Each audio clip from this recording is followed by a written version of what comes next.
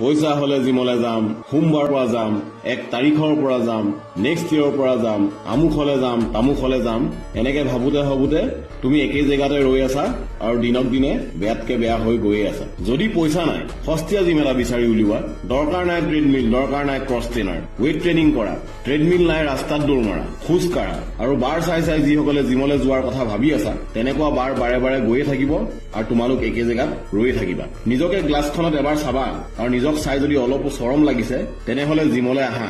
আৰু যিকেইজনে ভাবিছা আজি মোৰ ডায়েটত খৰচা কৰিবলৈ পইচা নাই, ঘৰত যি পাইছা তাকেই খোৱা, মুঠতে জিমলৈ আহা। এই ডেকা বয়সত টেষ্টেষ্টৰন গাত দৌৰ মাৰি থাকিব লাগে আৰু তোমালোকে জোপোকা লাগি বহি আছা। আৰু যদি এনেকে বহি থাকা, এটা সময়ত লোকক চম্ভালা দূৰৰ কথা, নিজকে চম্ভালিব নোৱাৰিবা।